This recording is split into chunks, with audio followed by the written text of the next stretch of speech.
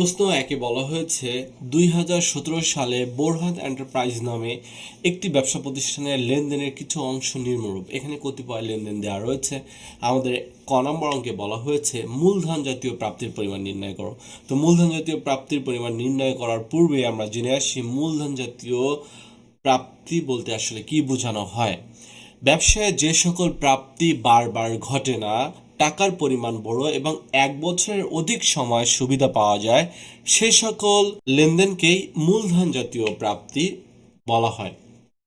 অর্থাৎ আমরা জানি যে মূলধন জাতীয় লেনদেন বারবার সংগঠিত হয় না, অর্থাৎ যে লেনদেন বারবার ঘটে না সেটি মূলধন জাতীয় লেনদেন। আর মূলধন জাতীয় লেনদেনে দ্বারা যদি ব্যবসায় নগদ টাকা পাওয়া যায় সেটি হচ্ছে মূলধন জাতীয় প্রাপ্তি। তো আমরা লেনদেনগুলো পড়লে এখন সহজে চিহ্নিত করতে পারবো যে কোনটি মূলধন জাতীয় লেনদেন এবং মুনাফা জাতীয় লেনদেন। তো ব্যবসায় মূলধন বিনিয়োগ করা হলো, এই লেনদেনটি ব্যবসায় বারবার সংঘটিত হয় না, সুতরাং এটি মূলধন জাতীয় লেনদেন। কারণ একজন মালিক তার ব্যবসা প্রতিষ্ঠানে বারবার মূলধন বিনিয়োগ করেন না, সুতরাং এটি মূলধন জাতীয় লেনদেন। এবং এই মূলধন বিনিয়োগ করার ফলে ব্যবসা প্রতিষ্ঠান সাধারণত নগদ টাকা পেয়ে থাকে, সুতরাং এটি মূলধন জাতীয় প্রাপ্তি। আমরা লিখেছি ব্যবসায় মূলধন বিনিয়োগ 5 লক্ষ টাকা। যন্ত্রপাতি ক্রয়, এটিও মূলধন জাতীয় লেনদেন, কারণ এই লেনদেনটি বারবার সংগঠিত হয় না, বাট এটি হচ্ছে মূলধন জাতীয় ব্যয়। কারণ আমরা যন্ত্রপাতি ক্রয় করার ফলে আমাদের ব্যবসা প্রতিষ্ঠান থেকে নগদ টাকা চলে গিয়েছে, আমরা কিন্তু নগদ টাকা পাই নাই। আমাদের একটি বিষয় মনে রাখতে হবে যে মূলধন জাতীয় লেনদেন বারবার ঘটে না, এবং মূলধন জাতীয় লেনদেন দ্বারা যদি ব্যবসা প্রতিষ্ঠানে নগদ টাকা পাওয়া যায় তাহলে সেটি কিন্তু মূলধন জাতীয় প্রাপ্তি। তো ব্যাংক থেকে ঋণ গ্রহণ, এটিও ব্যবসা প্রতিষ্ঠানের মূলধন জাতীয় লেনদেন, কারণ ব্যাংক থেকে ঋণ বারবার নেওয়া হয় না, এবং ব্যাংক থেকে ঋণ নিলে ব্যবসা প্রতিষ্ঠানে নগদ টাকা পাওয়া যায়, সুতরাং এটিও মূলধন জাতীয় প্রাপ্তি। পরবর্তীতে বলা হয়েছে পণ্য ক্রয়, এটা মুনাফা জাতীয় লেনদেন। পরবর্তীতে কর্মচারী বেতন প্রদান, এটিও মুনাফা জাতীয় লেনদেন। বিদ্যুৎ ও টেলিফোন বিল প্রদান, এটিও মুনাফা জাতীয় লেনদেন। যন্ত্রপাতির অপচয়, এটিও মুনাফা জাতীয় লেনদেন। বিনিয়োগ হতে মুনাফা প্রাপ্তি, এটিও মুনাফা জাতীয় লেনদেন। ভাড়া প্রদান, এটি মুনাফা জাতীয় লেনদেন। কমিশন প্রাপ্তি, এটিও মুনাফা জাতীয় লেনদেন। পণ্য বিক্রয়, এটিও মুনাফা জাতীয় লেনদেন। মালিকের ব্যক্তিগত প্রয়োজনীয় উত্তোলন, এটি হচ্ছে আমাদের উত্তোলন। সুতরাং আমাদের মোট মূলধন জাতীয় প্রাপ্তির পরিমাণ হচ্ছে ব্যবসায় মূলধন বিনিয়োগ 5 লক্ষ টাকা এবং ব্যাংক হতে ঋণ গ্রহণ 3 লক্ষ টাকা, মোট হচ্ছে 8 লক্ষ টাকা। আমরা ক্লোজ করে দিয়েছি। খ নম্বর অঙ্কে বলা হয়েছে মুনাফা জাতীয় আয় ও ব্যয় এবং মুনাফা জাতীয় প্রাপ্তি ও প্রদানের পরিমাণ নির্ণয় করো। তো মুনাফা জাতীয় আয় আমরা লিখেছি। তো মুনাফা জাতীয় আয় নির্ণয় করার পূর্বে আমরা জেনে আসি যে মুনাফা জাতীয় আয় কাকে বলে। ব্যবসায় যে সকল আয় বারবার ঘটে, টাকার পরিমাণ ছোট এবং নির্দিষ্ট সময়ের মধ্যে যার উপযোগিতা শেষ হয়ে যায়, সে সকল আয়কেই মুনাফা জাতীয় আয় বলা হয়। আমরা একটিমাত্র বৈশিষ্ট্য মনে রাখলে আমরা মুনাফা জাতীয় আয় চিহ্নিত করতে পারবো, সেটি হচ্ছে ব্যবসায় যে সকল আয় বারবার ঘটে সেটি হচ্ছে মুনাফা জাতীয় আয়। আমরা জানি যে যে সকল লেনদেন বারবার ঘটে সেটি মুনাফা জাতীয় লেনদেন, এবং মুনাফা জাতীয় লেনদেন দ্বারা যদি ব্যবসা প্রতিষ্ঠানে আয় হয় সেটি হচ্ছে মুনাফা জাতীয় আয়। তো আমরা লেনদেনগুলো পড়লে সহজে বুঝতে পারবো যে ব্যবসায় মূলধন বিনিয়োগ আমরা ক নম্বর অঙ্ক করার সময় লিখেছি, এটি মূলধন জাতীয় প্রাপ্তি। যন্ত্রপাতি ক্রয়, এটি মূলধন জাতীয় ব্যয়। ব্যাংক থেকে ঋণ গ্রহণ, এটি মূলধন জাতীয় প্রাপ্তি। পণ্য ক্রয়, এটি মুনাফা জাতীয় ব্যয়। কর্মচারীর বেতন প্রদান, এটি মুনাফা জাতীয় ব্যয়। বিদ্যুৎ ও টেলিফোন বিল প্রদান, এটি মুনাফা জাতীয় ব্যয়। যন্ত্রপাতির অপচয়, এটি মুনাফা জাতীয় ব্যয়। বিনিয়োগ হতে মুনাফা প্রাপ্তি, এটি মুনাফা জাতীয় আয়। সাধারণত ব্যবসা প্রতিষ্ঠান বিভিন্ন ক্ষেত্রে বিনিয়োগ করতে পারে, সেটি শেয়ার, বন্ড, ডিবেঞ্চার হতে পারে, অথবা ব্যাংক, অথবা বিভিন্ন ক্ষেত্রে ব্যবসা প্রতিষ্ঠান বিনিয়োগ করতে পারে। তো এই বিনিয়োগ হতে মুনাফা বারবার পাওয়া যায়, সুতরাং এটি মুনাফা জাতীয় আয়। আমরা লিখেছি বিনিয়োগ হতে মুনাফা প্রাপ্তি 14,000 টাকা। পরবর্তীতে বলা হয়েছে ভাড়া প্রদান, এটি মুনাফা জাতীয় ব্যয়। কমিশন প্রাপ্তি, এটি কিন্তু মুনাফা জাতীয় আয়, কারণ একটি ব্যবসা প্রতিষ্ঠান বারবার কমিশন পেয়ে থাকে, এই লেনদেনটি বারবার সংগঠিত হয়, সুতরাং এটি মুনাফা জাতীয় আয়। আমরা লিখেছি কমিশন প্রাপ্তি 50,000 টাকা থেকে 4,000 টাকা আমরা মাইনাস করে দেখিয়েছি। তার কারণ হচ্ছে মুনাফা জাতীয় আয় বলতে বোঝানো হয় চলতি বছরের আয়, মুনাফা জাতীয় আয় বলতে বোঝানো হয় চলতি বছরের আয়। অর্থাৎ চলতি বছর বলতে আমরা যে বছরের অঙ্ক করছি, অর্থাৎ 2017 সালের আমরা অঙ্ক করছি, এই 2017 সাল হচ্ছে ব্যবসা প্রতিষ্ঠানের চলতি বছর।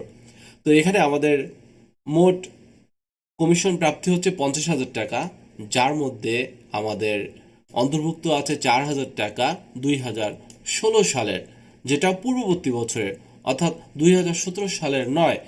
এজন্য আমরা 50,000 থেকে 4,000 টাকা মাইনাস করে দেখিয়েছি, মোট হচ্ছে 46,000 টাকা। পরবর্তীতে লেখা হয়েছে পণ্য বিক্রয়।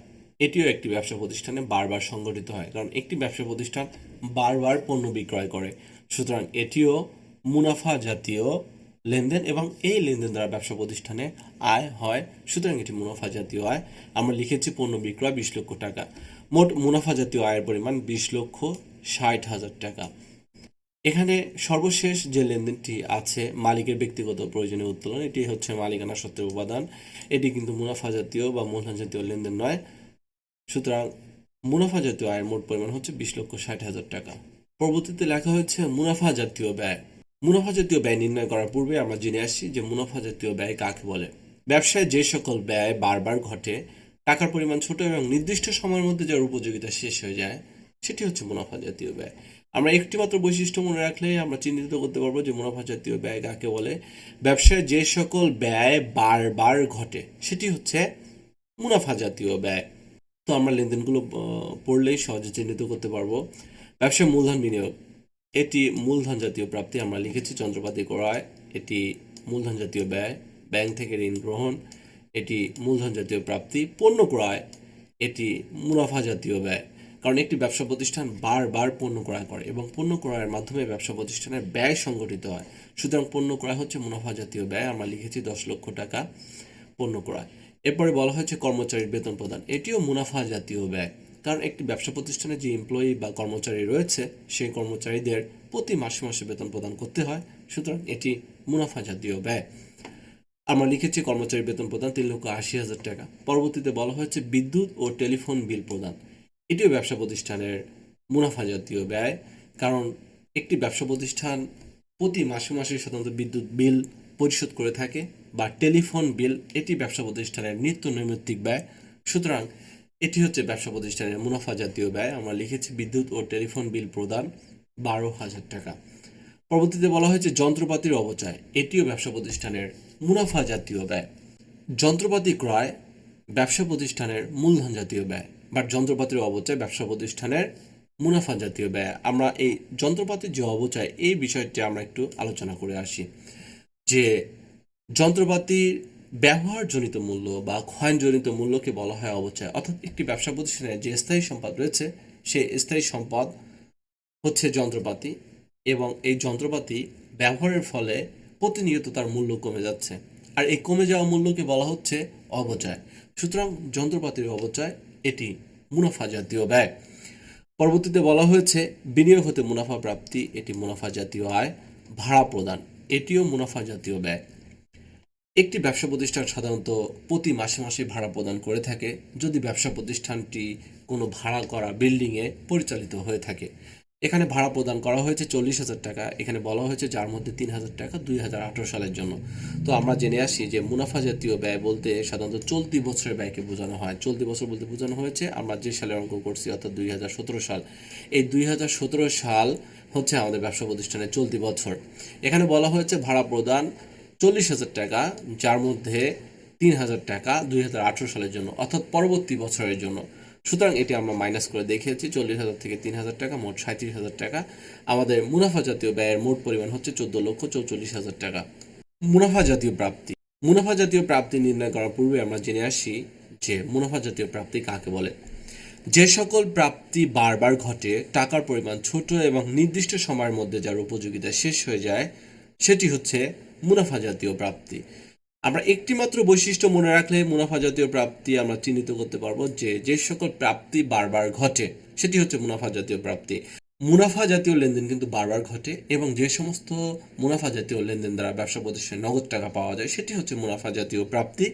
তো সকল মুনাফা জাতীয় আয় কিন্তু মুনাফা জাতীয় প্রাপ্তি, বা সকল মুনাফা জাতীয় প্রাপ্তিকে মুনাফা জাতীয় আয় বলা যাবে না। এজন্য আমরা মুনাফা জাতীয় আয়ে যা যা লিখেছিলাম এখানেও ঠিক সেই সেম জিনিসই লিখেছি, অর্থাৎ বিনিয়োগ হতে মুনাফা প্রাপ্তি আমরা মুনাফা জাতীয় আয় লিখেছিলাম, কমিশন প্রাপ্তি আমরা মুনাফা জাতীয় আয় লিখেছিলাম, পণ্য বিক্রয় আমরা মুনাফা জাতীয় আয় লিখেছিলাম। শুধুমাত্র একটি মাত্র পার্থক্য রয়েছে যে কমিশন প্রাপ্তি আমরা সম্পূর্ণ টাকায় লিখেছি।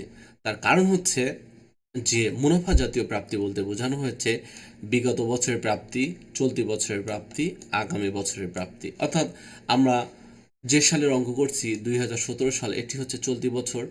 এই সালের প্রাপ্তিকে বলা হচ্ছে চলতি বছর প্রাপ্তি, অর্থাৎ এই বছরের যে নগদ টাকা আমরা পেয়েছি। এবং বিগত বছর অর্থাৎ 2017 সালের পূর্ববর্তী বছর অর্থাৎ 2016 সালে যদি কোনো প্রাপ্তি থাকে সেটি বিগত বছরের প্রাপ্তি, এবং 2018 সালে যদি কোনো প্রাপ্তি থাকে সেটি হচ্ছে আগামী বছর। এই টোটাল হচ্ছে আমাদের মুনাফা জাতীয় প্রাপ্তি। কিন্তু মুনাফা জাতীয় আয় আমরা শুধুমাত্র এই চলতি বছরের প্রাপ্তিটাই লিখেছি, অর্থাৎ চলতি বছরের যে প্রাপ্তি এটি হচ্ছে আমাদের মুনাফা জাতীয় প্রাপ্তি, এবং এই বিগত বছরের প্রাপ্তি, চলতি বছরের প্রাপ্তি এবং আগামী বছরের প্রাপ্তির সমষ্টি হচ্ছে আমাদের মুনাফা জাতীয় প্রাপ্তি। এই জন্য আমরা কমিশন প্রাপ্তি 50,000 টাকা সম্পূর্ণ টাকায় লিখেছি। মুনাফা জাতীয় প্রাপ্তির মোট পরিমাণ হচ্ছে 20,64,000 টাকা। মুনাফা জাতীয় প্রদান। মুনাফা জাতীয় প্রদান নির্ণয় করার পূর্বে আমরা জেনে আসি যে মুনাফা জাতীয় প্রদানটা কি আসলে। যে সকল প্রদান বারবার ঘটে, টাকার পরিমাণ ছোট এবং নির্দিষ্ট সময়ের মধ্যে উপযোগিতা শেষ হয়ে যায়, সেটি হচ্ছে মুনাফা জাতীয় প্রদান। অর্থাৎ যে সকল লেনদেন বারবার ঘটে সেটি মুনাফা জাতীয় লেনদেন, এবং যে সকল লেনদেন দ্বারা ব্যবসা প্রতিষ্ঠানে নগদ টাকা চলে যায় সেটি হচ্ছে মুনাফা জাতীয় প্রদান। তো আমরা একটি বিষয় খেয়াল রাখবো যে সকল মুনাফা জাতীয় ব্যয় কিন্তু মুনাফা জাতীয় প্রদান, কিন্তু সকল মুনাফা জাতীয় প্রদান কিন্তু মুনাফা জাতীয় ব্যয় নয়। কারণ মুনাফা জাতীয় প্রদান বলতে বোঝানো হয়েছে বিগত বছরের ব্যয়, চলতি বছরের ব্যয় এবং আগামী বছরের ব্যয়। এই 3 বছরের ব্যয়ের সমষ্টি হচ্ছে মুনাফা জাতীয় প্রদান। বাট মুনাফা জাতীয় ব্যয় হচ্ছে শুধুমাত্র চলতি বছরের ব্যয়, অর্থাৎ আমরা যে সালের অঙ্ক করছি শুধু সেই সালের ব্যয়টুকুই হচ্ছে মুনাফা জাতীয় ব্যয়। বাট বিগত বছরের ব্যয় এবং চলতি বছরের ব্যয় এবং আগামী বছরের ব্যয়ের মোট সমষ্টি হচ্ছে মুনাফা জাতীয় প্রদান। তো আমরা মুনাফা জাতীয় ব্যয়ে যে লেনদেনগুলো বসিয়েছিলাম সবগুলোই কিন্তু এখানে বসেছে, এই বিষয়টি আমরা খেয়াল রাখবো। যে পণ্য ক্রয় এটা কিন্তু আমরা মুনাফা জাতীয় ব্যয়ে বসিয়েছিলাম, কর্মচারী বেতন প্রদান এটাও আমরা মুনাফা জাতীয় ব্যয়ে বসিয়েছিলাম, বিদ্যুৎ ও টেলিফোন বিল প্রদান এটিও আমরা মুনাফা জাতীয় ব্যয়ে বসিয়েছিলাম, ভাড়া প্রদান এটিও আমরা মুনাফা জাতীয় ব্যয়ে বসিয়েছিলাম। কিন্তু ভাড়া প্রদান আমরা লিখেছি 40,000 টাকা, যেটি মুনাফা জাতীয় ব্যয় লিখেছিলাম। যে 40,000 থেকে আমরা এখানে যে ভাড়া প্রদান দেওয়া আছে 40,000 টাকা, এই 40,000 থেকে আমরা 3,000 টাকা মাইনাস করে দেখিয়েছিলাম, অর্থাৎ 37,000 টাকা লিখেছিলাম। বাট এখানে আমরা সম্পূর্ণ টাকায় লিখেছি, কারণ মুনাফা জাতীয় প্রদান বলতে বোঝানো হয়েছে বিগত বছরের ব্যয়, চলতি বছরের ব্যয় এবং আগামী বছরের ব্যয়।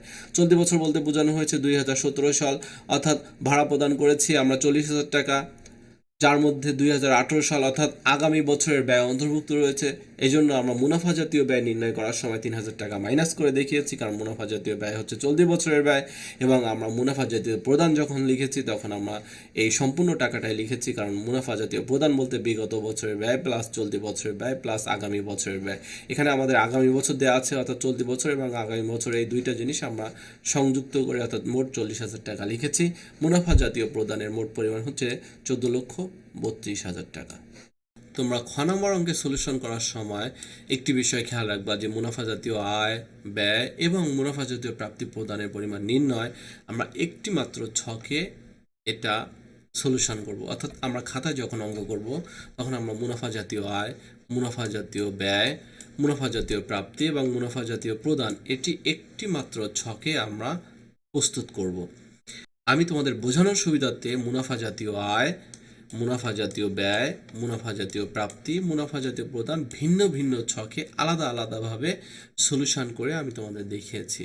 কিন্তু তোমরা যখন তোমাদের খাতায় এই অঙ্কটির সলিউশন করবা তখন অবশ্যই এভাবে একটি মাত্র ছকে অর্থাৎ বিবরণ টাকা টাকা দিয়ে একটি মাত্র ছকে তোমরা এই মুনাফা জাতীয় আয় এভাবে নির্ণয় করে 20,60,000 টাকা ক্লোজ করে দিবা। মুনাফা জাতীয় ব্যয় এভাবে নির্ণয় করে 14,44,000 টাকা ক্লোজ করে দিবা।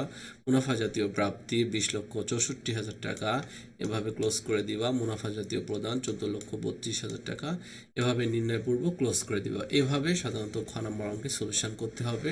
তোমরা একটি বিষয় খেয়াল রাখবা, মুনাফা জাতীয় আয় বলতে চলতি বছরের আয়কে বোঝানো হয়েছে, মুনাফা জাতীয় ব্যয় বলতে চলতি বছরের ব্যয়, মুনাফা জাতীয় প্রাপ্তি বলতে বিগত বছরের প্রাপ্তি, চলতি বছরের প্রাপ্তি এবং আগামী বছরের প্রাপ্তি। মুনাফা জাতীয় প্রদান বলতে বিগত বছরের ব্যয়, চলতি বছরের ব্যয় এবং আগামী বছরের ব্যয়কে সাধারণত বোঝানো হয়েছে। গ নম্বর অঙ্কে বলা হয়েছে বছরান্তে বোরহান এন্টারপ্রাইজের মালিকানা সত্ত্বের পরিমাণ নির্ণয় করো। তো আমরা লিখেছি মালিকানা সত্ত্বের পরিমাণ নির্ণয় করা হলো। আমরা একটি ছক অঙ্কন করেছি, বিবরণ টাকা টাকা। তো মালিকানা সত্ত্ব কাকে বলে? ব্যবসা প্রতিষ্ঠানে মালিকের যে দাবি তাকে মালিকানা সত্ত্ব বলা হয়। মালিকানা সত্ত্বের 4টি এলিমেন্ট রয়েছে। একটা হচ্ছে মূলধন, আয়, ব্যয় এবং উত্তোলন। অর্থাৎ মূলধনের সাথে আয় যোগ করে, ব্যয় মাইনাস করে এবং উত্তোলন মাইনাস করা হলে আমরা যে ফলাফলটা পেয়ে থাকি সেটি হচ্ছে ব্যবসা প্রতিষ্ঠানের মালিকানা সত্ত্ব বা স্বত্বাধিকার, একই জিনিস। তো আমরা লিখেছি যে ব্যবসায় মূলধন বিনিয়োগ 5,00,000 টাকা, এটা আমাদের প্রথমেই দেওয়া আছে। ব্যবসায় মূলধন বিনিয়োগ 5,00,000 টাকা, যেটি মালিকানা সত্ত্বের প্রথম এলিমেন্ট বা উপাদান আমরা লিখেছি। এরপরে আমরা লিখেছি যে মুনাফা জাতীয় আয় 20,60,000 টাকা, মালিকানা সত্ত্বের দ্বিতীয় উপাদান হচ্ছে আয়। তো এই যে মুনাফা জাতীয় আয় 20,60,000 টাকা, এটি আমরা খ নম্বর অঙ্ক যখন সলিউশন করেছিলাম তখন আমরা কিন্তু মুনাফা জাতীয় আয় নির্ণয় করেছিলাম। তখন মুনাফা জাতীয় আয়ের মোট পরিমাণ ছিল 20,60,000 টাকা। আমরা সেই খ নম্বর অঙ্ক থেকে 20,60,000 টাকা নিয়েছি, যেহেতু আমরা একবার নির্ণয় করেছি, সুতরাং আবারও আমাদের নির্ণয় করার কোনো প্রয়োজন নাই। এই যে আমাদের মালিকানা সত্ত্বের দ্বিতীয় উপাদান আয়, এই আয় বলতে মূলত মুনাফা জাতীয় আয়কেই বোঝানো হয়েছে। এজন্য আমরা মুনাফা জাতীয় আয় 20,60,000 টাকা আমরা যোগ করেছি। পরবর্তীতে বলা হয়েছে মুনাফা জাতীয় ব্যয় 14,44,000 টাকা, এটি আমরা মাইনাস করেছি। এটি মালিকানা সত্ত্বের তৃতীয় উপাদান ব্যয়, এটি কিন্তু মাইনাস ফিগারে রয়েছে, এই জন্য আমরা মুনাফা জাতীয় ব্যয় আমরা মাইনাস করেছি। তো এই যে ব্যয় এখানে মালিকানা সত্ত্বের তৃতীয় উপাদান, এই ব্যয় বলতে সাধারণত মুনাফা জাতীয় ব্যয়কে বোঝানো হয়েছে, যা আমরা খ নম্বর অঙ্ক করার সময় ইতিপূর্বে নির্ণয় করেছি। এজন্য নতুন করে আমাদের আর নির্ণয় করার প্রয়োজন নেই। আমরা লিখেছি 14,44,000 টাকা। পরবর্তীতে আমরা লিখেছি মালিকানা সত্ত্বের চতুর্থ এলিমেন্ট অর্থাৎ উত্তোলন। আমরা লিখেছি উত্তোলনের পরিমাণ হচ্ছে 5,000 টাকা। আমাদের অঙ্কের মধ্যে দেওয়া রয়েছে মালিকের ব্যক্তিগত প্রয়োজন উত্তোলন 5,000 টাকা, আমরা সেটি মাইনাস করেছি। অর্থাৎ আমাদের মালিকানা সত্ত্বের মোট পরিমাণ হচ্ছে 11,11,000 টাকা আমরা ক্লোজ করে দিয়েছি। তো ধন্যবাদ সবাইকে। এটি ছিল আমাদের 1 নম্বর সৃজনশীলের সলিউশন।